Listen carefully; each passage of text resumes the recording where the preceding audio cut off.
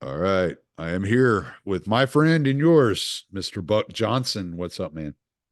What's up, Tommy? Not much, man. I had this idea. I was listening to one of Father John's episodes in the last couple of months, something he did, and he was giving a talk on Saint Anthony the Great. And I was like, man, I saw Buck did an episode on Death to the World, and I kind of want to expand on that. So I want to have Buck on and talk about Death to the World and expand on that. So What a what? perfect shirt then. I Yes. didn't do this on purpose. Yes.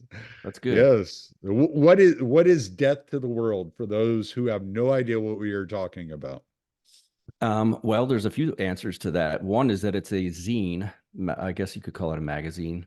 I like calling them zines that was started by a friend of Counterflow, Justin Marlar, a long time ago. I believe in the, let's see, that would have been the mid 90s, I think.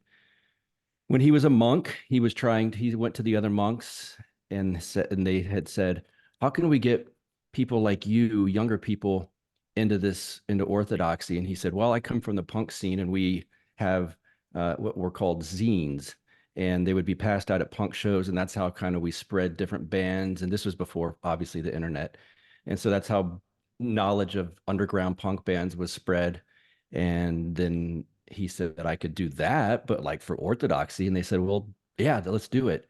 And so he started Death to the World, and it's a lot of the aesthetics are similar to old punk zines, which is my background. So I like it a lot. And he's just using a lot of the time saints and stories of saints. That's how he first started the thing. Then now it's been Justin is no longer a monk. He's in Texas here with us, and it is put out by Father John Valadez out of Longpoke, California, and they're still trying to continue the tradition. I think it's a good way to appeal to certain segments of culture, like me and probably you. And it's not the most feminine aesthetic, but I think it's a cool one. And they got the phrase "death to the world" because within Orthodoxy, the world is another name for like the passions or the sins, the opposite of virtue. And so when we in Orthodoxy say outside of the zine, death to the world, it's trying to the worldly passions, to sacrifice them, to have them die, um, in favor of virtue. I yeah, I didn't really come from the punk scene. It's kind of funny because I've actually like because of Death of the World, I've actually thought about this quite a bit. It's weird because my best friend's brother was really big into the punk scene. So we would go watch bands with him. One of the most memorable shows I went and saw with him was J Church. I don't know if you Hmm. remember that I band. do. They were from Hawaii, and that was really any entertaining. But I mean, I saw the Misfits play Black Flag. You saw the Misfits play live? Yeah, That's yeah, good. yeah. They actually opened up for. I mean, Black Flag opened up for them. Okay. Yeah, it was a really good show. I saw them. I saw them. I saw Screeching Weasels, Yeah. Propaganda, Hmm. um, Operation Ivy. There, You there were saw quite a. Operation Ivy live Yeah, it was a long time ago at Fitzgerald's. in Houston? Yeah, My goodness, you're very fortunate. Many of us have never seen them live. In fact, small world to take it back to where we just were. Justin Marlar, before he became a monk, was basically living with members of Operation Ivy and Green Day in a warehouse in Berkeley, yeah, and that's kind of where he hit rock bottom. So, yeah. And um, then, well, then he became the guitar player for one of my favorite bands, sleep, yeah. Sleep. Yeah. So, I was more into the metal scene. Hmm. I was less into the punk scene, more into the metal scene. But my best friend's brother would drag us along to these shows. And Hmm. so in Houston, we had Fitzgerald's, which was Yep.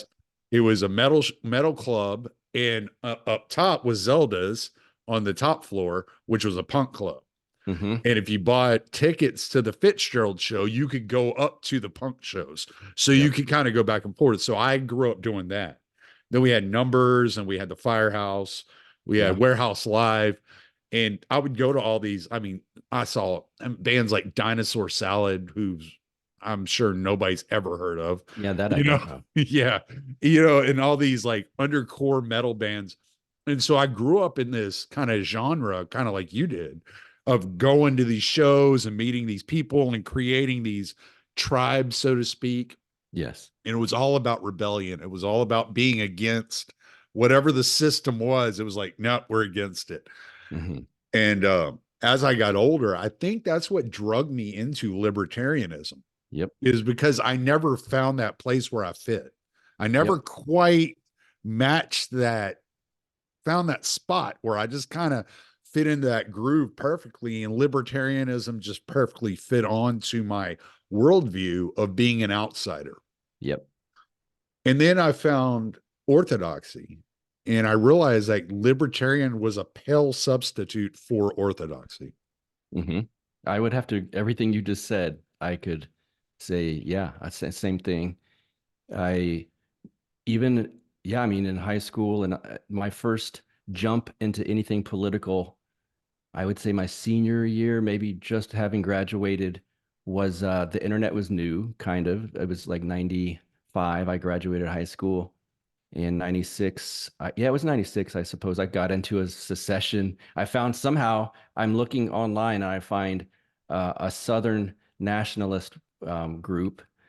And so it's like, well, this sounds cool. So it was immediately like into things that weren't by any stretch of the imagination mainstream politics.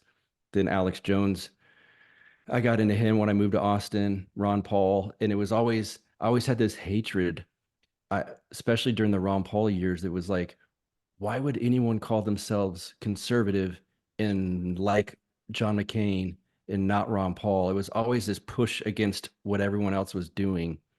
And I think that's, like you said, that's what got me into libertarianism, because it just felt like a pure version.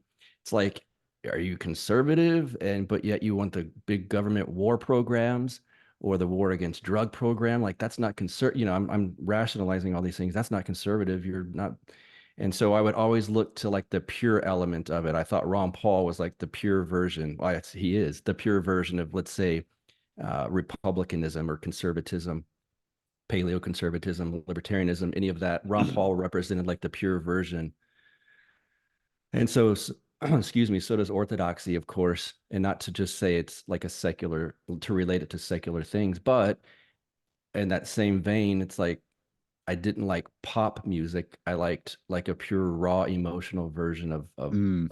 of rock and roll and country, even like old school stuff, not this generic garbage that they're pumped out on mainstream country radio now. And I think orthodoxy represents the same thing. In fact, I've used this analogy, and I hope it's not sacrilege, but it makes sense to me. Let's say, um, and I apologize if this offends anyone, but it's just my lived experience, as the lefties like to say. Uh, like a mega church Protestant, a Protestant mega church is like Mitt Romney is like modern country music. Whereas everything I like, punk rock, orthodoxy, Ron Paul, like that represented like the real raw organic version of this watered down crap that other people find appealing. Yeah, I found that, and I mean, I'm going to be kind of like, I guess, crass here, but I found like my heart was like attached to like Alice in Chains, Ass Jack, um, Shooter Jennings, that type of deal, where like you're saying, there's this country flair as well. There's this thing going on in the country scene that you could kind of attract yourself to. But it was like libertarianism was the closest thing I could find to what I felt like I belonged in. And so that kind of rebellious spirit of me went from like George Norrie, right? Yes, To right. to Tom Woods. It Uh-huh. was That's like, there's and that works though. That works on that level, I think. right. Yeah. And then when I discovered orthodoxy, it was just like, oh, that was just a substitute for what I was always looking for. It Hmm. was just it was just that I know there's something wrong with the world. Hmm. Hmm. and that nothing the government does seems right. It's all kind of leans in one direction. And I was able to recognize that pattern. And then it was like, well, if that's the pattern, I have to be against that. So whatever is against that, I'm going to latch on to. And I found that at first, when I first discovered libertarianism, I was like, oh yeah, I really fit in here. And then I started meeting libertarians. I was like, Hmm. I do not belong in this group. Like these are Hmm. not my people, you know? Hmm. And then I discovered orthodoxy, and it's like it just gripped me. It was like the people, everything about it was just like, oh, yeah, this is what I've been looking for. Like this Hmm. whole time I've been arguing about government and the way the government operates and the CIA, which is something I was always interested in, and all this. And it was like that was never important. That was Hmm. never anything that actually mattered. And those things, yeah, again, I agree with you. I think you and I kind of took a similar journey at a similar time. And I we have this quest in our minds and our hearts to find truth. Again, I think that's what took us to libertarianism. But that's all the surface level stuff, even like you're saying, the CIA and whatnot. And I got motivated to go, okay, yes, these powers are bad, that CIA is bad, this government group, these NGOs, et cetera. But what's driving that?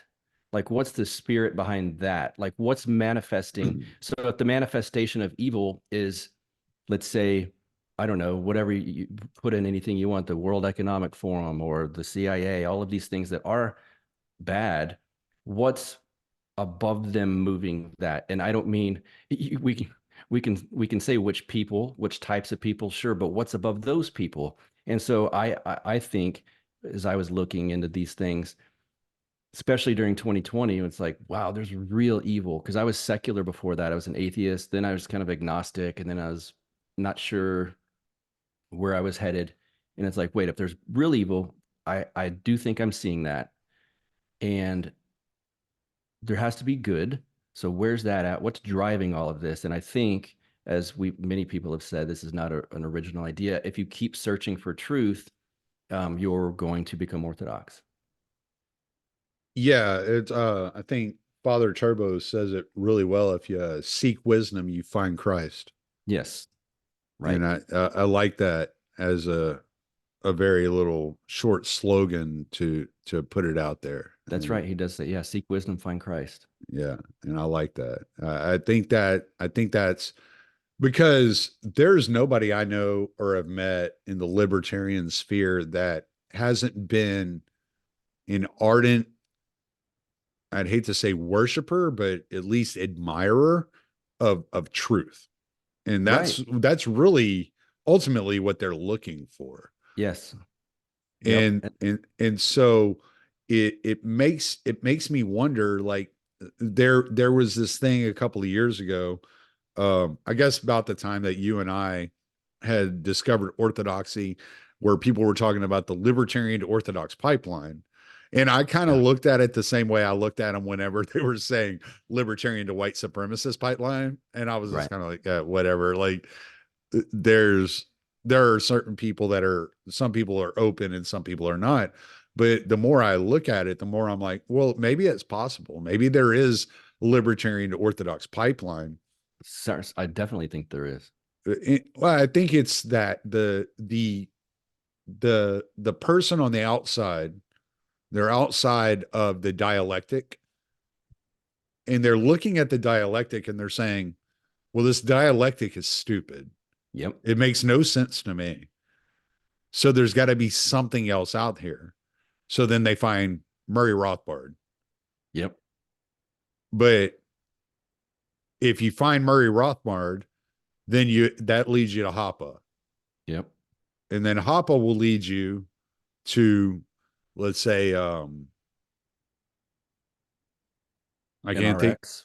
There you go, NRX. I Yeah. never went through the NRX path, but that Nature's is little bug. actually, yeah, Yeah, there's the mold bug path, but eventually it's going to lead you to Christ. Eventually that path is going to lead you to Christ. Yep. And what I have seen though, that maybe bothers me and probably bothers a lot of people, is there's within the libertarian mindset, there's two different Christs, I dare say. And I'm not trying to blaspheme here, but I want to make sure I'm being perfectly accurate for people that are listening. So so you'll have kind of the secular Christ. So you'll have the idea that there's going to be the Christ man that comes back and sets up kind of a Caesar-esque type dictatorship or empire on the world and takes over the world. And then there's the more metaphysical Christ, I guess would be the best way. Am I saying this right? You think I'm Uh-huh. okay? So you got the more metaphysical Christ that you create more of a personal relationship with, that you meet in your prayer room, in your prayer hour, that is revealed to us through the scriptures. And so how do you what do you think about the direction in which, and we're both laymen here, so we're just, this is basically bouncing things off of each other's head. Right. um what do you think about how do you reach the people that have the more materialistic or secular Christ? That one's tough. I suppose, let me answer it a few ways. My initial thought was I'm not sure that you can, but that's not fair because I think that uh some of the reasons one of the reasons I do my show is for that. And so I think to present them with a person who's good at articulating spiritual realities. I think Father Turbo is certainly that, but there's a lot of people. He's you know, he might not like if I would say this, but it is what it is. I think he's the most spiritually wise person I've ever met. And I think that when he speaks on some of these topics, the person, again, who's got the more materialistic view of things is going to have a bit of an opening mentally and in their heart to hear these things. If you're shut off completely, then it is, you can't reach them unless they go through some traumatic experience or they hit a low point, which is what the aforementioned Justin Marlar hit a low point, and he's like, I want to die. I need something. And so he found Christ that way. I didn't find Christ that way. In fact, there wasn't even like a key moment. My producer was asking me this the other day. He was saying, was there some, he's like, I've heard all your shows. So I don't think the answer is yes, but was there some moment that like where you hit rock bottom? And I was like, no, there's like a lot of little steps and it just kind of like the dam broke at some point, but it was like slowly, slowly, slowly. And then it's like, boom, here it is. There was no point where I was like laying on the floor puking or something, or in a hospital room with my femurs broken. It was nothing like that. So it's just, you have to, this sounds generic and it is, but it also means it's meaningful. You have to meet them where they're at, because I've said this too, orthodoxy is not for everyone right this moment.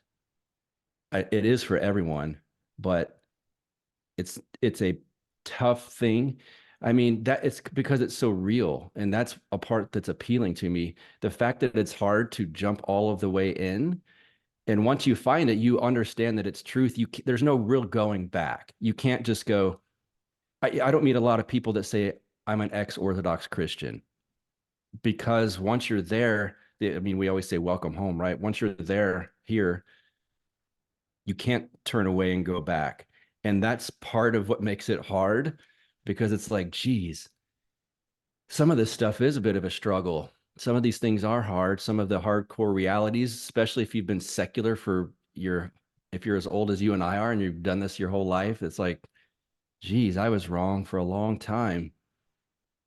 Can I just go back to being wrong again? It's like, well, no, now you can't because you know the truth. It's like that would be really detrimental, and we understand that. So Right. that's part of what's appealing to it is the hardcore aspect of it.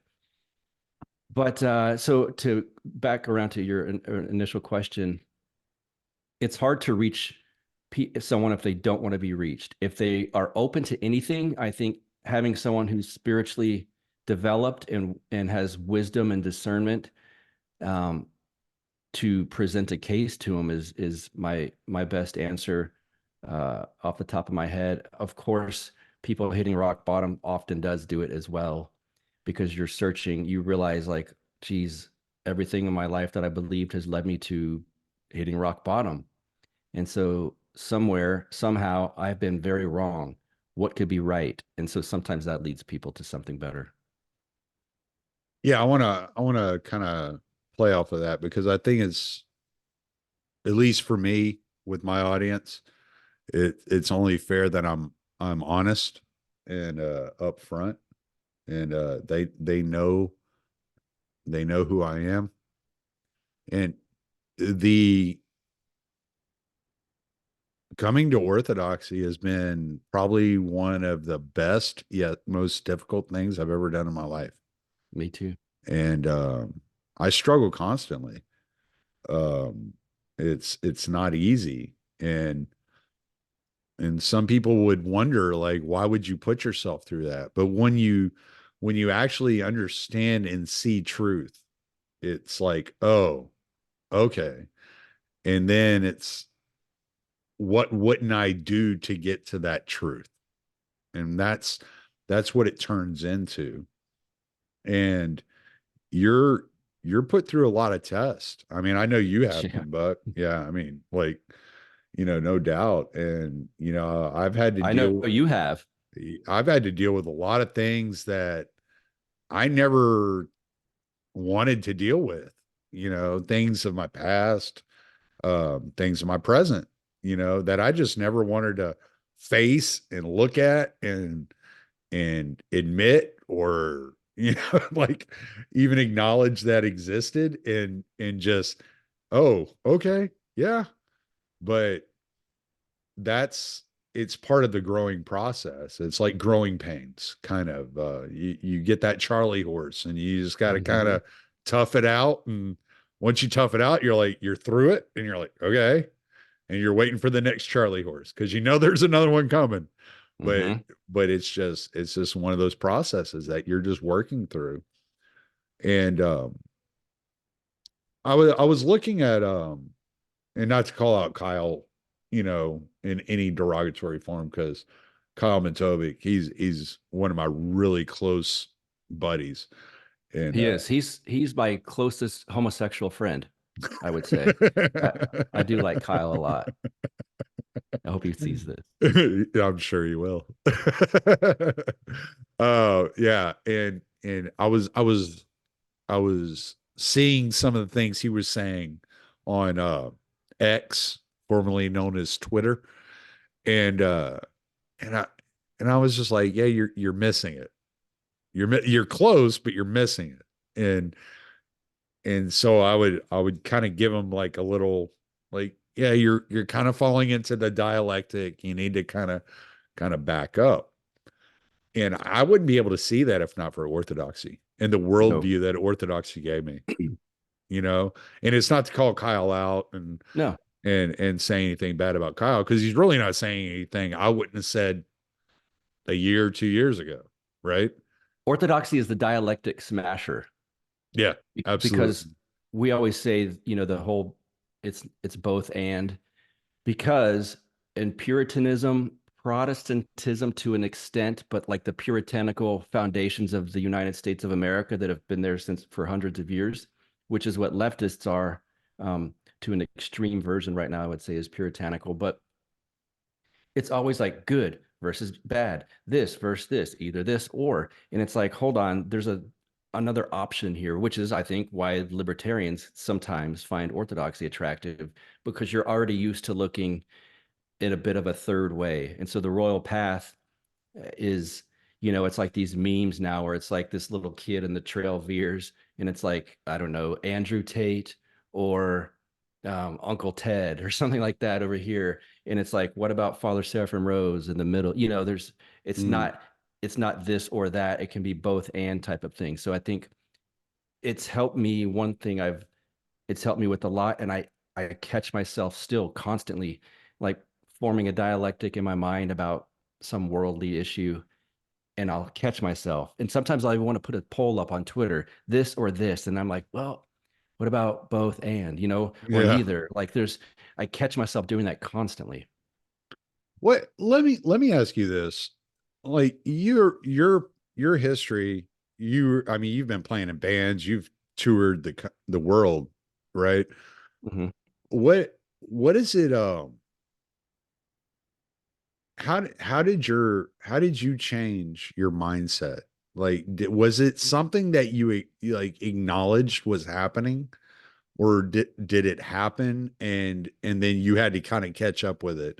Because It's a good obviously way to you put it. come from a material kind of mindset, right? I'll say, yeah. Yeah. So how did you go from a more materialistic mindset to the more spiritual minded side as you are?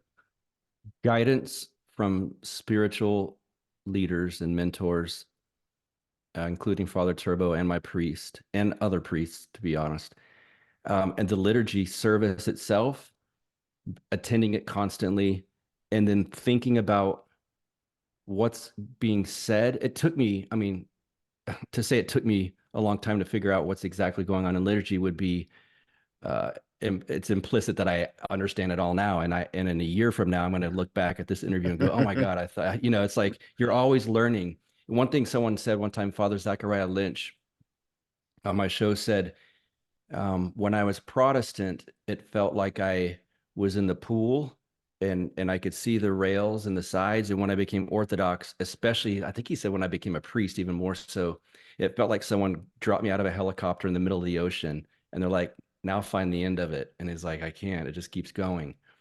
And so I think there's that.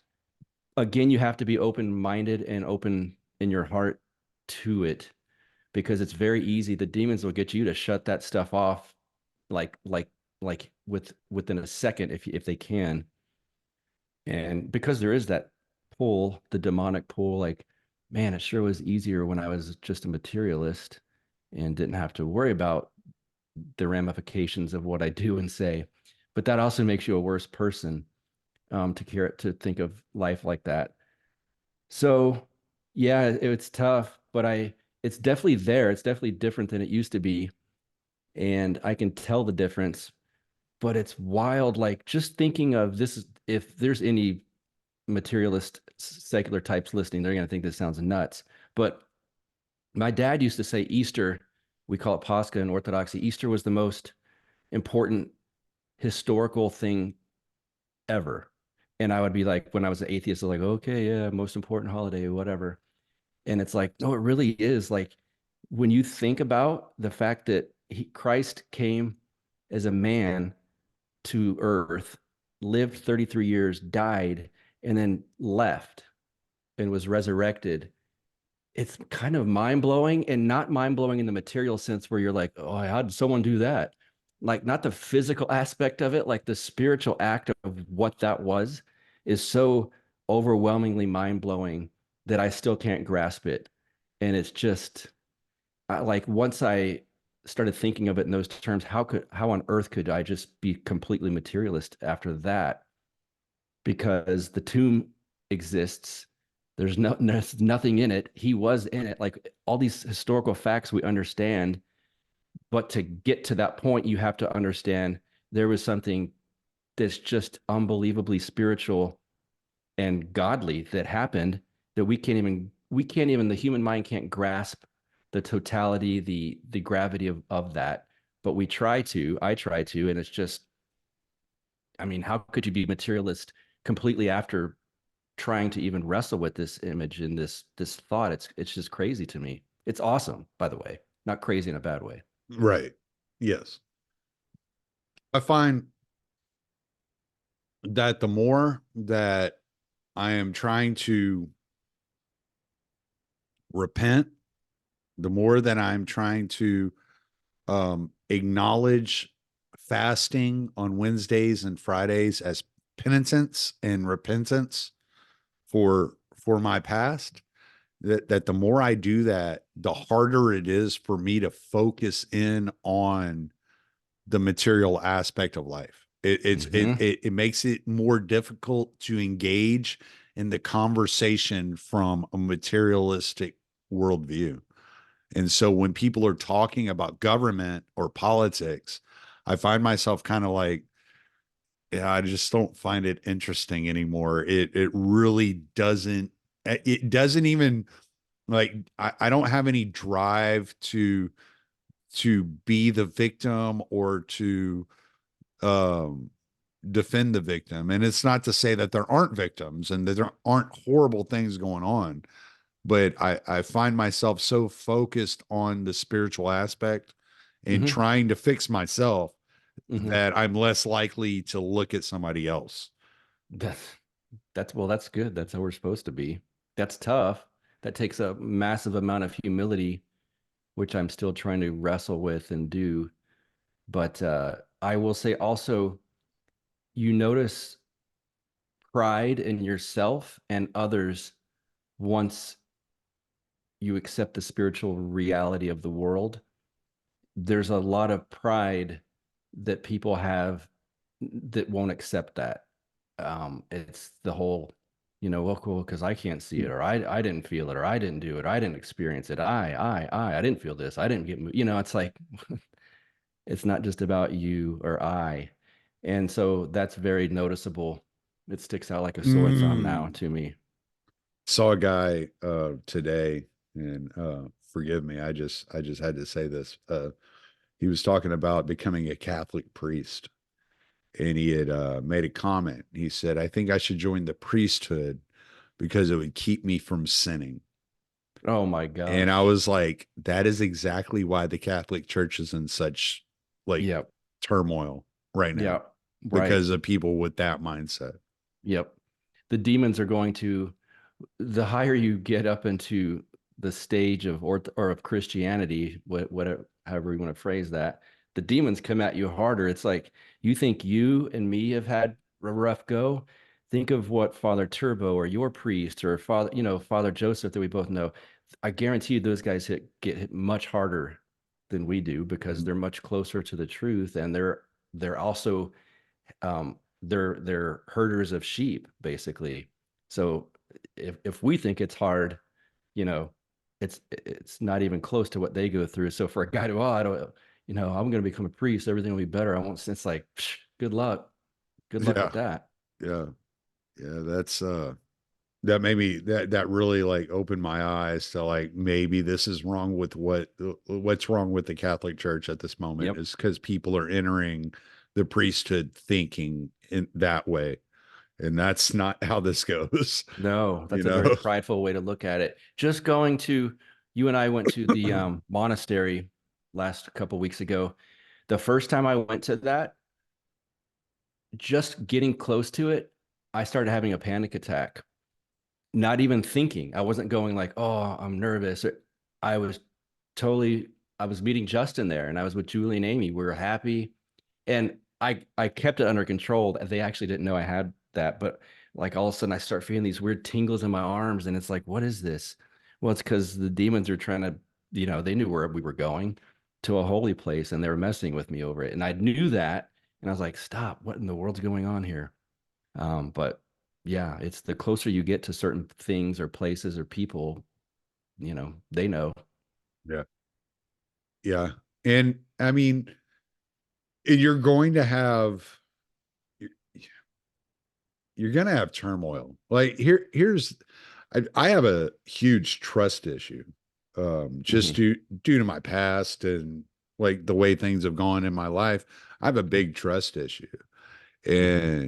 and my immediate reaction whenever, like, I put just a tad bit of trust in somebody and they're like, yeah, man, I'm gonna have to reschedule on that, or, I can't quite meet with you here, and I recoil. And it's Mm, like, oh, okay, I'm going to go back into isolation. I'm better off mm, there anyway, right. and fighting those instincts, fighting that is just as difficult as anything else, is like coming out and being open with people and trusting people. That's another thing. And you have to realize, like, these people are, like, you're starting to meet people that God have put in your life for a reason, and Yep. you have to use discernment for sure, but you have to learn how to use discernment, and learning how to discern the good from the bad, the right from the wrong, and which way, which way Western man, so to speak, is kind of the thing. And that discernment is very difficult for us, because Yeah. I heard, have you heard Bishop Mari Emanuel speak? Mm-mm. So he had made a point, and I thought it was a very interesting point.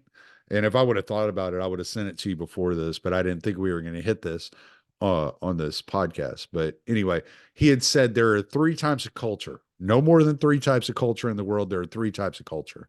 He said there's the uh, theonomous, hydronymous, and autonomous. The theonomous is the culture centered around God.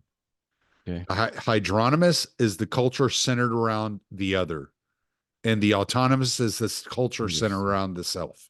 which is us. Right. And he said the autonomous is going to always have a harder time coming to know God, Hmm. because they have already put themselves on the pedestal as a God, Hmm. not the God, but a God. Hey, God. Right. And I can't tell you how many people I have talked to that claim to be atheists or just secularist of some sort, who you will talk to and you're like, well, who is God? And we'll like, well, I'm the God of my world. I create my Yep. reality. Yep. I manifest what happens. Yep. That's common. And I mean, I was victim to that. I mean, even on my, um, I've got a tattoo from a Hatebreed song called Own Your Own World. your world. And I do think there's a real, That's not even their best song though. it's a good one though. It's a good Yeah, but workout song. in ashes they shall reap. I mean, come Um, I just, when I was a hardcore ANCAP, what more message was meaningful to me than that, right? Own on. your Right. world. Yeah. And there is an extent, like you don't, I mean, you can't just give everything away and like, well, I'm just going to see where God leads me. Like we all have free, God gave us free will. So you do have to control what you can control, but also realize that there's things that you can't. And so I do think within classical liberalism and libertarianism to an extent, there is a very much this I'm a singular individual and I make my choices and let the chips fall where they may and you make your choices. There's a negation of spiritual forces, actual pure evil, pure goodness, and it becomes like Ayn Rand, strictly financially materialistic and atomized. And I don't think we're supposed to live that way. I don't think that's, well, I know that's not how we're supposed to live. And so that whole, yeah, I'm the king of my world. It's like, no, I mean, God, if you think that way, God will humble you. It reminds me of that. There's a comedian, I'm sure you've seen her, who's making jokes about the jab, or you're just on Rumble, I can say it, making jokes about the vaccine and making fun of Christians and saying like I got my jab and then I got my booster and God must love me, blah blah blah. And she fucking passes out on I stage and remember collapses. that. Yeah. And it's like I sent that to my priest and he just wrote back, F around and find out. Yeah. And it's like he'll humble you if you have that attitude. If you want to rub it in people's face or rub it in his face, good luck. That's not the wisest way to go about things. But also to pretend that you're the king of your own castle and there's no one above you. This is all hierarchical, right? Even, well, it is. That's how the world works. That's how the church works. That's how the world works. You might be the king of your house, but Christ is over you, your priest is over you, your spiritual father is over. Like there's levels here. And I'm not talking about the material, like Joe Biden is not over me, right? But I'm talking about outside of the governmental structures, there's still hierarchy. And so that can be a tough lesson to learn. I've seen it within the church that it's a tough lesson for many people of our culture and from our society to understand hierarchy with even their own priests. I've seen that a couple of times now. Yeah, I mean, I think again with my lack of trust, it's been something I've been struggling with in the church. It's definitely. I mean, because part of what made it easy for me to be a libertarian was the I didn't have to trust anybody. Right. But yourself. You're right. Yep. Yeah. And That's why so it's like herding cats, libertarian. That's why there's so much infighting because there's no the proper libertarianism is so thin, right? It's just a nap. mm, It's like, well, how does that manifest itself? Could well, we have I never lived by that. I'm just going to be honest. yeah, well, neither I guess technically that I work for the government, I'm a firefighter. I guess I never did either, right? Yeah, but I Um, mean, I was always fairly violent person, I could see that. just Yeah, yeah, yeah. Well, thank you. Uh, yeah. appreciate that. Yeah, it's just, but it was just my mindset, and it was just like, I would, I guess my theology, so to speak, would be, I would rather get over on you before you got a chance to get over on me, right? Yes. And That's from that lack so of trust that you have, I throw the think, right? first, I'll be the one to throw the first punch because I Yep. ain't going to give you a chance. Yep. Yeah. Yeah. That makes sense. And so yeah, and so that's something I definitely struggle with. And I mean, there's a lot of violence in my background, and that I have to deal with. But there was no such thing as a repentant in libertarianism. You didn't have to No. repent of all those things. You just had to agree to, okay, well, this is now the way I think, Yep. right? It's very Protestant like if you It really think is. about it. Yeah. It I was all about the mindset. Yes. Correct. Correct. It's not about the heart, it's about the mind, which is, in my personal opinion, very Protestant. Now, I mean, I have heard, I don't know what you think about this, and I don't expect you to have any like really insight into this, but I have heard people say that there is a traditional belief that the soul resides in the mind. And I'm not sure how you feel about that. I'm not sure that that's right. I don't, from my understanding, it's not right. I've never heard anyone say that. I think for a modern person in 2024 America, they would probably think that. I've heard the soul and the heart are one and the same. And my goodness, I'm watching the Houston Texans just are pouring it on the Cleveland Browns. Sorry. Are they? Um, yeah, Oh, they just there you go, Jeremy. Shout Jeremy out, brother. two pick sixes in a row. My goodness. Ooh. Okay. Jeremy's at home having a heart attack tonight. Is he a Texans fan? Yeah, he is. Oh, good. He's going to be happy here. This is Yeah. going to be an insurmountable lead here. He's the other driver where I work. So Oh, okay. yeah, Very cool. yeah. So I'll have to Yeah, text sorry him to after derail that. this. Yes, he's gonna be. I was just thinking, like my Texans fans, friends, and my parents included, they're gonna be very happy here. But I've from what I understand, the noose, we call it the eye of the heart, the eye of the soul. I think that's all in this general area. In fact, for me, again, this is just my own experience, but when I first read Father Seraphim Rose, God's Revelation of the Human Heart, like my whole chest in this area was burning up in a good way, not like I was hurting. It was like, so I felt it all in here. And I do the same in certain things I say in prayer. And I know it's almost always a few certain things. All of a sudden it starts burning up in here too. It's weird. Yeah, Um, no, I'll agree with you. Um, and this might be our ayahuasca moment. mhm. So whenever I enter a church, like when I entered the Yes, I remember chapel you at the told me this. monastery, yes. Every time I enter a church, it's right here. It's right where the rib cage meets. Okay. And it's like this. It's Yes. like a warmth, but a tickle. Like, Yep. I don't know how to, I've tried to explain it to people. Like, it's like being on a roller coaster at times, Yes. Yep. like almost like butterflies. Yes. Almost like this is, I don't mean this inappropriately, like a soulgasm or something Yeah. like this weird, it's hard to explain the tingly feeling thing, but it's just something in there. The only human words I can think of are like sparkling fire or something like And that. if, if it would be like a one-time experience and I'm like, I feel that, I'd be like, oh, I can kind of blow it off. But to happen constantly. Yep. And then when you take the Eucharist, it like erupts and you can't stop it. And you're like, what is going on? Your feet are numb, your Hmm. legs are warm. You're like, what is happening? I actually had to stop at one point and contact my parish priest and be like, what is happening here? He's like, oh What no, did he say? he said it was normal and it's beautiful. Wow. That's what he told me. He said Okay. it's normal and it's beautiful. And I was like, okay, so I'm not crazy. Like, I'm not Hmm. like I'm so concerned with Prelist. Like, some of my Hmm. stories, so you understand, Hmm. like I'm so terrified of Prelist that Tell your I listeners what that is, if because I know Orthodox people that don't get that. oh, yeah, that's true.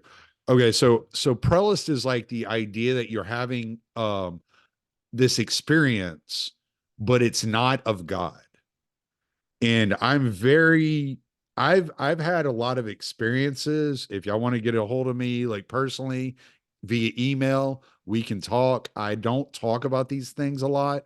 And I would have to talk to my priest and find out what I can and can't share. Right. But I would definitely like, I have pictures of things that have happened. I have all kinds of crazy stuff that's happened in my life. And so yeah, but so prelis is the idea that you're experiencing something, but it's not of God, but it's making you believe it is of God. Yep. And so I'm so Spiritual delusion. terrified. Right. It's an illusion. And I'm so terrified of that, especially after reading like Saint Sophrony. And he had actually had an experience during liturgy. Mm. And when I read that, I was like, oh gosh, like, Yeah. like if he's susceptible, then I'm susceptible, right? Certainly. Right. And so I'm definitely like very aware and concerned and terrified of Prelist, and I try not to make too big of a deal out of things. I think I think part of it is, I mean, you're artistic, my dad's artistic, I'm artistic. I've been writing poetry all my life and short stories and et cetera, et cetera. And so I think being in touch with that part of your kind of like subconscious, that you open Hmm. yourself up to things, Yes. maybe without even realizing it. Correct. And so that allows things to happen. And I've had things happen. Um, for instance, I was transported 4 miles down the road one time. That's right. Yeah. Yeah. Yeah, I remember you that told me that. happened. That happened. That was weird. Yes.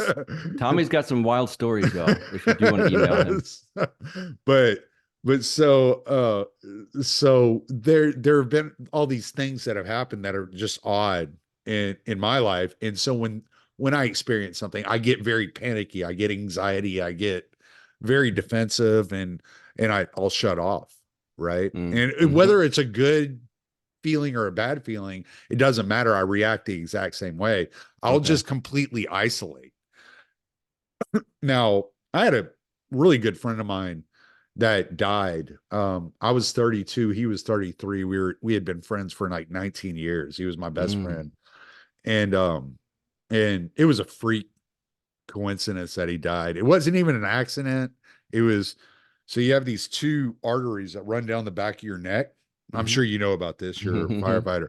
Okay, so one of them is they're supposed to be big enough to make up for lack of blood flowing through the other. Am I Mm. correct about this? That I don't know. I think I'm getting this right. So they're both supposed to be big enough to where if one of them kind of gets a clot in it, the other can make up for it. Well, Okay. he had a clot in one, and one of them was severed. Oh, jeez. All right. And he got up out of bed that Yeah. morning and walked to the bathroom And and it he just flopped. fell backwards and hit his Yep. head on the toilet Yeah. and caused bleeding in his brain.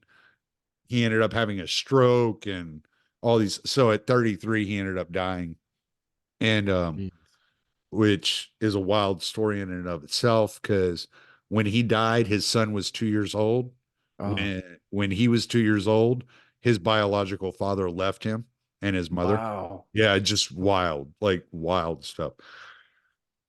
So so I had a really close relationship with this guy. Like we were very close. He was like one of my only friends that I was real close with.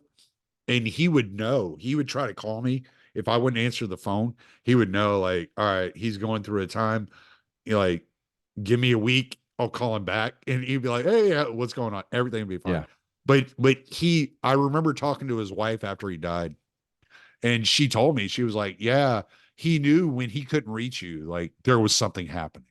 Like Mm. he knew there was something going on, and you just weren't receptive to anything that was coming your way." So it's something I'm really struggling with. I'm really having to kind of, combat, because that's part of my nature. And so I'm like, all right, I'm gonna have to shrug this off. I'm gonna have to get past this because there are Oh, right. there are people that probably need me more than I need them, you Yeah, know. that's right. I'm Probably a thinking, lot. well, I'm thinking of specific people that I've met recently that I'm like, oh man, I have to get over all this anxiety, all this Uh-huh. insecurity, all this isolationism, all this cynicism. I have to get over this and I have to move past this because I have to be there for this person, or I have a Yes. responsibility to my wife. I have a responsibility to my kids. And I put some of these things off in favor of nurturing that part of myself. Mm-hmm. And, these are things I have to repent of and I have to Mm-hmm. understand this part of myself and learn how to get past it. Man, for a person like you that has that feeling like where you can't trust people, what a horrible thing to go through. It's like, I have a best friend for a long time. Like, he actually gets me and I get him and he's not going to abandon me or screw me over. And then he passes away. It's like that almost must have felt like, wait, he did screw me over in a way, but that's, Well, it's part of what added to it, right? uh-huh. It just adds up over Yeah, the years, right. And so when you get into that, you get to the point where it's like you'll like you'll like reach out and somebody's like, I can't right now. It's like, oh, okay. And you don't take it out on them. And at the same time, it's like, all right, well, I guess I'm on my own again.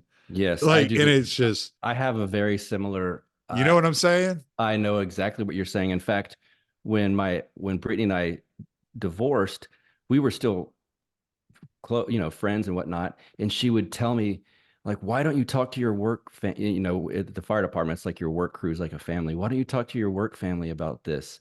And I would say like, "Because I'm a leader, I'm an officer. They're like, I don't want to burden them." And she was like, "You're you're always like worried that you're burdening people with your issues. Like they love you. You're not burdening them. Like that's why Right. you have them there." And I'm like, but I had that same instinct, like, well, I don't want to bother them or I don't want to do this. And then like it builds up on your own person, your soul and whatnot. And that's tough. Yeah. And when you figure it out, like, like took orthodoxy for me to figure it out. And it's like you look at it and you're like, oh, now I have all these scales. I have all Yep. this I have to pull off. My mom Yep. always used to say that the reason I grew my beard long, my hair long, had all these To hide. tattoos was to put up that barrier Yep. because there were only certain people that would tolerate that kind of visual, that kind of aesthetic. Yep. And so it was just that kind of mask I was putting on myself, Yep. And I was like, yeah, it's fair enough, but Dennis she Rod I but she assume you know who always, Dennis Rodman is. oh yeah, He absolutely. said the same thing about, he was always wearing huge glasses, With crazy his colored leopard hair. hair and Yep. yeah. He said that about himself. He's like, this is all I'm hiding behind this stuff. Yeah. So people recognize this outside thing on me without trying to come inside. Well, it was funny. I had to do a thing the other day at work, right? So we have to do this like kind of like personality like breakdown, and I have to sit down with my managers and I have to talk to them. And it's me and Jeremy, who I mentioned earlier, who's the other driver, and then two of the managers, the store manager and an assistant manager. And we're talking, and they're like, "What's something you would find the people would find interesting about you?" And I find it odd when people find things interesting about me. And they both looked at me like, "What are you talking about?" I said, "Dude, by nature, I'm an introvert. Like Wow, this what an is answer. this is all like just something I created. This is not, I mean, it is me, but it's like me times 10. Like I've Yes. amplified me. And Yep. it was like I knew that I could turn on a sense of humor and make people laugh, and then they would never try to get too close because they already felt like they knew me, Yeah. right? You Yeah. know? And so that was always my defense mechanism. My defense mechanism made it possible for me to do things that I probably would have never done, right? Like Yes. my entire childhood was sitting out in the front yard watching the grass grow and reading books. It had nothing to do with being an extrovert and talking. Now I have these conversations out in public, and I Hmm. still think it's weird that people like thousands of people listen to my phone conversations. I think it's very intrusive of you people, and I don't know why you do it. But Turn this off right now. This is private.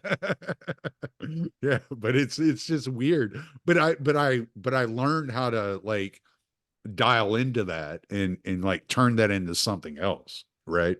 To where it's not just kind of a offshoot of my like kind of a, I don't know, side persona, I guess. And it's just part of the way I exist now. But for the longest time, it was the loud, obnoxious, funny guy was just a way to keep people at a distance. Mm. A lot of comedians have said that about themselves too, by the way. I've heard that. And I have this weird I don't like that I have this. And if Dave Smith listens to you, I don't think this about him, but I have this weird thing when I watch comedians that I can't help except try to psychoanalyze why they're doing what they're doing. And there's so many of them that have mental issues that come out, like Chris, the drugs where they're all famous, the people, the drugs and the abuse and the alcoholism, and then sometimes suicide. I mean, And the best comedians are the most tortured people. yes, and I Sam think that Kinison. it's exactly who I was thinking about right now, Sam Kinison. And I think that they kind of do that thing where it's like, if I can make jokes and make people laugh, it covers up some of the other things that are going on down here that I don't have to put out there to people. Doug But Stanhope is it's another one of my favorites. yes, yep, and I'm he's just clearly has all kind. brilliant. He's Yeah, brilliant, but you can tell he's messed you can up, just man. tell by yep, Yeah. yep, Yeah. I mean, even Bill Hicks. Bill Hicks was one of the yep. greats, you know. He's still alive. His name's Alex Jones now. You guys didn't know that. My favorite And then he conspiracy became theory. Jay. Then he became Jay. So I'm not sure who's who. It's Alex Jones, Jay Dyer, Bill Hicks. They're all, it's the trinity of comedians. My favorite conspiracy theory is that Hmm. Alex Jones is Bill Hicks. Yeah, and that I that was a love big that. one here in Austin of all, because it made Well, because sense. Alex Jones lives there, yeah. Yeah. Well, so all right, so I've been catching up on Royal Path episodes. It's something Good. I've made a point to do.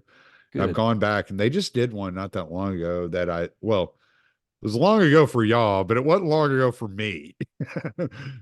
That the government, I mean, the church is our government. Can you Okay. do you have do you have the ability to touch on that, Annie? Was it? I assume this was Father Turbo largely leading this point. Yes. Okay, I can tell you from something he told me, and I don't, he told it to me in private, but I don't feel, especially based on what you're asking, because he did it episodes that's similar, I don't feel like it wasn't meant to get out. He did say, because of my history with politics and libertarianism, at some point you have to quit worrying about what's going to save the United States of America and what system's better or what person's going to help us. He's like, countries come and go, and we are going to go just like other empires and other countries did. But the church is always going to be there. The church has made it through everything that the earth, the world has ever presented it with. It still exists. It existed at the beginning. It exists now, and that is our country. Basically, that's what we fight for, that we worship under, and anything else, any other system and put in place by man is not why we're here. So that was his general message to me. It was that kind of what he was saying on that episode. Pretty much. Yeah. It was like something along the lines, and I mean, we're both laymen here, so we could be totally just sticking our foot in our mouths. We're just having a conversation here. Um, so it's something along the lines that every other person in the history that ever claimed to be the Messiah, that was ever claimed to be a Messiah, or that ever had any political impact on the world, did so for a secular reason. And Christ was the only one whose kingdom was not of this world and was looking beyond what we could ever consider in our minimalistic mindset. I, Yes, I think I'm getting this that, right. that makes sense. Okay. Um, so when you're looking for hope and you're looking for hope of this world, but the reason that you're looking for hope is because the damage that the world has dished out to you, maybe the hope you're looking for isn't of this world. Correct. Well, it's not. Yeah, yeah. If it is of this world, then you're going to have a tough road Well, ahead. I use the term maybe because I'm pretty sure there are some materialists listening to this Sure. podcast. So Yeah. I want to make sure that I'm being fair in the way that I'm presenting this argumentation. And so when you're aware that all your problems that you're dealing with are caused by the world at hand and the people of the world, Mm. then you should be looking up above the world or outside of the world for larger hope. Yes, that's correct. And one analogy, it's not an analogy, I guess, actually, but Father Turbo also told me in a similar manner here, a lot of people look to the left and to the right when if you're making the cross, don't forget to look what's up and what's down rather than just like what's over here, what's over there. It's like look upwards and then also be aware of what's downwards. Like make the cross and understand where you're looking for help. And that if it's left or right, that's all worldly. If it's down, it's of the devil. And if it's up, um, it's Christ. Was And it so I wasn't it Saint Nicphorios who said that if you wake up from sleep and you're in sleep paralysis and you can't move, to make the sign of the cross with your tongue? I've not heard that. Yeah. I've heard some. I think it was Saint Nicphorios. Wow. I think I I just could be didn't. wrong Okay. on I could be wrong on who it was, but yeah. Okay. So, or with your eyes, if you can move your eyes, like do the sign of the cross with your eyes or with your That's tongue. wild. Yeah. Okay. Yeah. Wow. Okay. Yeah. So, okay. I just figured I'd throw that in there. So, I guess this is like a therapy session for me because I'm just going to keep going. Um, so, Yeah.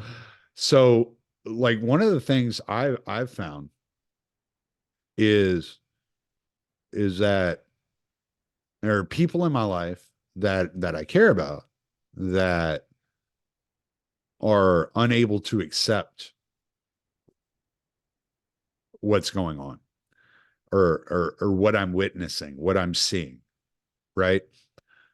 And what I have found, and it's not a perfect thing, but what I have found is that we are, let me see if I can find the right way to put this. We are all on a trajectory, and our own will is not going to change that trajectory. And Hmm. sometimes it's hard to make people understand or acknowledge what it is that you are seeing. But that Are you is not, talking about society like at large here or individuals? I think it both and Okay. yeah, I think it I kind of think works. I we think, can change the trajectory. I certainly you and I have changed ours, yeah, but through grace, not by our own will, both and. both and okay. All right. I mean, So, if we didn't keep praying or didn't go to church, I don't think that I mean that was the I guess that's the grace given to us well, I would say that the grace that is given to us, at least as far as I've experienced, is during times of drought. And yeah, by drought, I mean, I'm not praying, I'm not doing, right. I'm still experiencing grace. Okay. You see what I'm saying? I do. So Yep. that the trajectory continues to move, and on a world from a through through the globe, whether you want to talk about new world order or whether you want to talk about nationality, whether you want to talk about your family, whether you want to talk about your neighborhood, the trajectory is moving in a certain direction, but it is intended to move in that direction so that people become aware of the truth. Yes. And when you read the lives of the saints, when you begin to dig into that, I think this is where I was going. When you begin to dig into the lives of the saints, you understand that losing the battle of the flesh, which means the political battle, which Hmm. means you might not get that job, which means all these things might happen, does not mean that the trajectory is not on the correct path for the King of Kings to Yes. come to glory. Correct. Does this make sense? Let's see. Would this make sense with the direction you're going? Like, there's people, and actually, they just talked about this on the Royal Path. There's people that have said, like, I'm a Christian now. And then let's say their kid dies, and it's like, I guess not. How could God do that to me? That can't be real then. And then it's like, I'm not a Christian anymore. And it's like that bad thing that happened in your world doesn't affect the larger truth of what's going on, with Christ and God, and things happen for a reason. Who knows? I don't want to place reasons on horrible accidents that people have or tragedies, but the point is, because something negative happened to you doesn't mean that this is all not real and that there's all not an actual, like you're saying, trajectory of where things are headed. Yes. And at the risk of making myself into a complete and total fool that can't speak due to weeping, I will tell the story that I shared with you and Matt the other day. Yes. Okay. So my son was born, Aiden, my youngest son, which Buck and Matt both met at the monastery, 18 years old now. Um, Completely obsessed with art, wants to be an architect. Um, whole world ahead of him. And 12 hours after he was born, he started vomiting blood. And the doctors thought they got it under control. I was at work when all this started happening. I actually had to go home after his birth to take care of my son Talon, and because we couldn't afford somebody to watch Talon while my wife was in the hospital at the time. Aiden started vomiting blood. They brought him back to ICU, took him away from my wife. When I went and visited that afternoon, they allowed me to go visit him. So they allowed me back into the maternity ward to where he was lying in ICU. It allowed me to hold him. He vomited blood all over me and all over himself. They ended up rushing him to Women's and Children's Hospital downtown Houston, to where he continued to vomit blood for 6 days. And then he stopped. And he stopped and never started vomiting blood again. On the seventh day, they allowed him to go home. Well, you can take symbolism for whatever you want it to be. Like, but he went home on the seventh day, didn't have any issues until he was a teenager. He had a gallbladder issue. He had his gallbladder removed, which they thought was insane because um, that usually affects older people. It doesn't affect people his age. But he was like 14, 15 years old. He had his gallbladder removed. But they never figured out why he was vomiting blood. He went through 10 times the amount of blood an infant has in their body. Had transfusions that entire time. It was really scary. It was pretty wild. And I still didn't believe in God after that, after he just stopped. The doctors had no explanation, miraculously healed, just stopped out of nowhere. And I still, so it doesn't matter if your child dies or if your child lives. If you're not going to believe in God, you're not going to believe in God. And I say I didn't believe in God. I was going to a Protestant church, but it made no effect on me. Sure. Yeah. It wasn't long after that, I mean, a couple of years, like 2 years after that, my wife at the time and I got divorced, and I went totally agnostic, turned my back on God, and was like, yeah, this is all nonsense. No matter, even though I saw a miracle occur before my eyes. Wow. Right. Yeah. You know, and so if you're going to believe, you're going to believe. If you're not going to believe, you're not going to believe. There are times when people are ready. There are times when people aren't. We've said that already this episode, but so you don't have to be convicted by anything we're saying here in this episode. Just know that your time will come. Yeah. And, you know, if there's spiritual warfare going on, anyone who's listening to this that loves politics, I completely admit I still do pay attention quite a bit to politics because, it's fun. I do like watching these things, but that's one form of warfare that's going on, the political warfare.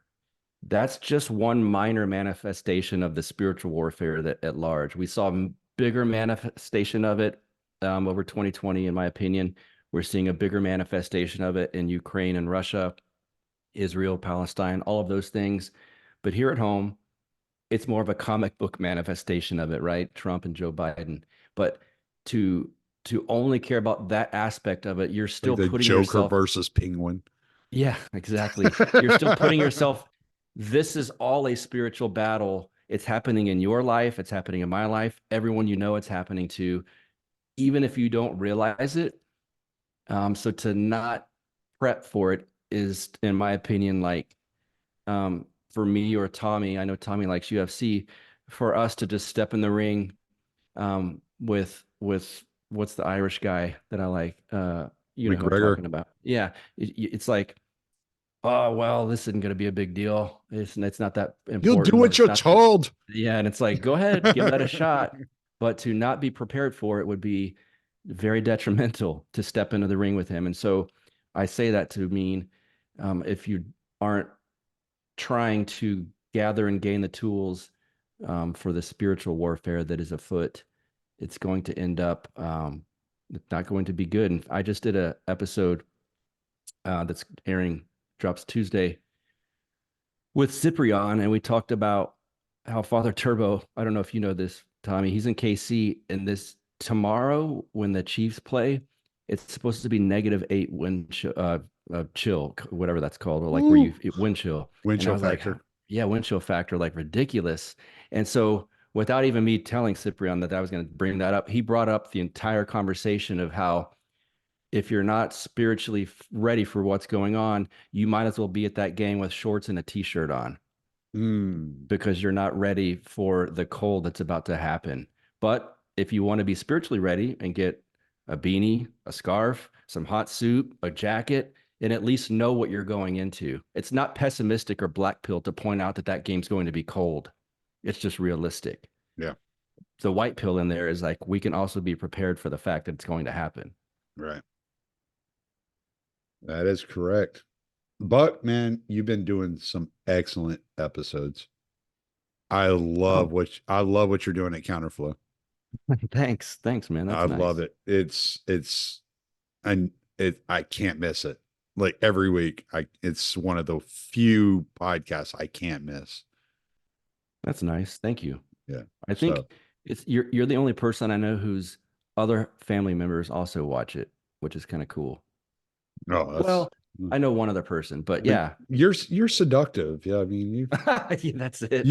you've cast a spell on the Salmons family. Yeah, it was awesome to meet Aiden. Cool. I when he realized who you were, that was hilarious. I didn't catch that. That's what Matt was like. Oh, his Yeah. face was like, oh, Oh, and I was dude, he like, was like, "Oh my God."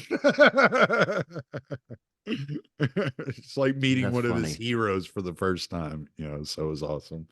But hey, man, plug away. I appreciate everything you're doing. Yeah, go ahead and plug everything you got, especially your monthly series where you meet up with Oh, everyone. Zoom stuff. Yeah. Yeah. Yeah, yeah. Yes. Mrs. Salmons is in that. I guess is that her? That's I don't know if that's her last Yeah. name, but Yeah, that's her last name. yeah, your Yeah. sweet mom. I My love. mom. Yes, it's Beth. Yes. Beth. Yes. Um. She's listening right Yep. now. Hi, mom. She said, call me Beth. You know, Uh. that's what she Yeah. says. So counterflowpodcast.com is the website. Counterflow is on YouTube, Rumble, Odyssey, any other things, any podcatcher. I hate that word podcatcher, but it is what it is. It's on there.